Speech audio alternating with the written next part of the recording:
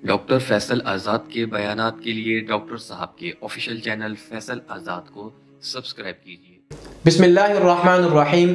मुअज़्ज़ज़ सामीन, आज जिस मौजू पर हम बात करने वाले हैं, मैं समझ नहीं पा रहा कि इसको एक अहम मौजू कहूँ या इंतहाई तकलीफ़ दे मौजू कहूँ।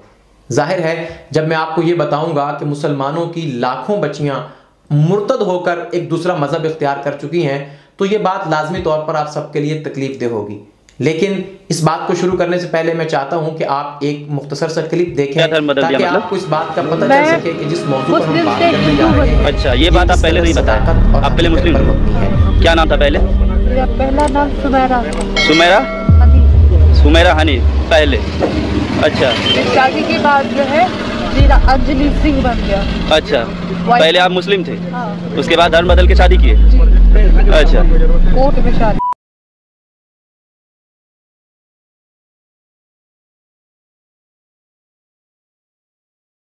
मुअज़्ज़ज़ सामीन, जैसा आपने इस वीडियो में देखा और सुना कि एक नौजवान बच्ची ये बता रही है कि पहले वो मुसलमान थी और उसका नाम सुमेरा था, लेकिन अब वो हिंदुइज़्म इख्तियार कर चुकी है और एक हिंदू लड़के से शादी करके उसकी दुल्हन बन चुकी है। दोस्ताने अजीज़, वो क्या वजूहात हैं कि जिसकी वजह से हिंदुस्तानी मुसलमान बच्चियां अपना मज़हब छोड़कर यानी मुर्तद होकर हिंदू मज़हब को इख्तियार कर रही हैं?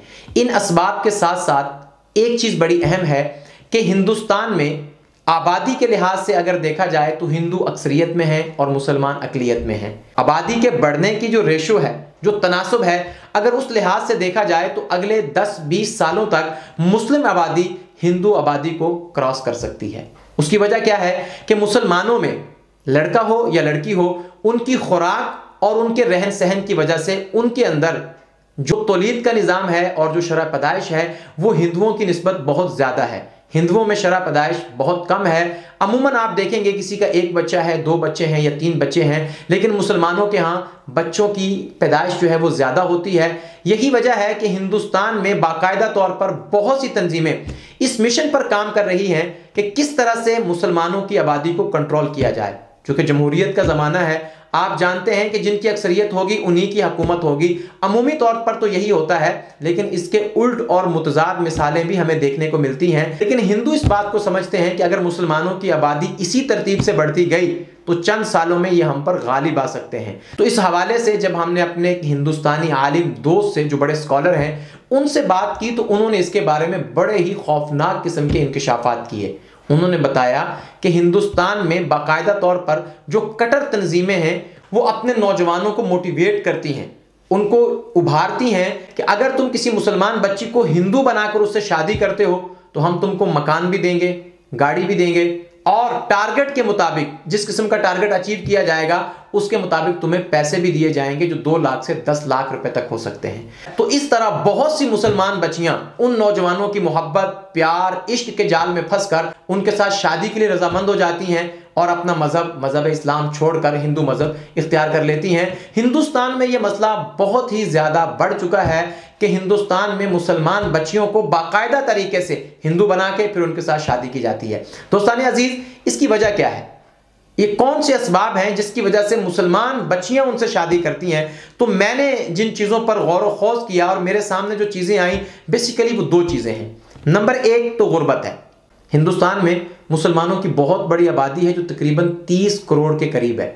उनमें बहुत सारी मुसलमानों की आबादी वो गुर्बत की सतह से भी नीचे ज़िंदगी गुजार रही है, क्योंकि उनके पास वो वसाइल नहीं है, उनको उस किस्म की सहूलतें दस्तयाब नहीं हैं और उनको उस किस्म के हुकूक भी दस्तयाब नहीं हैं जो हिंदुओं को या शहरों में रहने वाले या कुछ इलाकों में रहने वाले मुसलमानों को हासिल हैं, जिसकी वजह से वो सारी ज़िंदगी कसम पुरसी में गुजार देते हैं।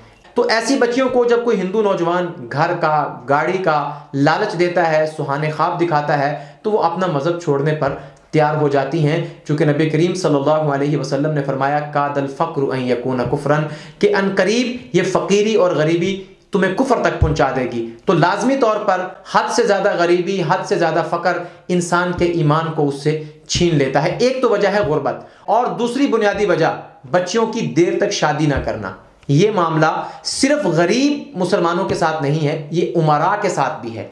और ये सिर्फ हिंदुस्तानियों के साथ नहीं है, ये पाकिस्तानियों के साथ भी है, बल्कि पूरी दुनिया में बसने वाले मुसलमानों के साथ ये मामला है। तो बहरहाल हिंदुस्तानी मुसलमान बच्चियों का मजहब इस्लाम को छोड़कर हिंदू मजहब इख्तियार करना या कोई दूसरा मजहब इख्तियार करना, उसके पीछे जो दो बुनियादी वजूहात थी वो मैंने आपको बताई, और एक बहुत बड़ी जो साजिश थी उससे भी मैंने आपको आगाह कर दिया कि वहां पर हिंदुओं को बाकायदा तौर पर मुनज़्ज़म तरीके से ये बताया जाता है, समझाया जाता है और ये लालच दिया जाता है कि अगर आप किसी मुसलमान बच्ची से शादी करते हैं तो आपको इस किस्म के इनामात और फैसिलिटीज जो हैं वो दी जाएंगी। तो आखिर में इस अलमिया से बचने के लिए हमें दो काम करने होंगे। नंबर एक, अपने बच्चों और बच्चियों की तरबियत पर हमें फोकस करना होगा, उन्हें इस्लामी तालीमात से आगाह करना होगा, उन्हें सब्र और शुक्र का दर्स भी सिखाना होगा, और उसके साथ साथ बच्चे और बच्चियों की शादी में तखीर करना छोड़ दें।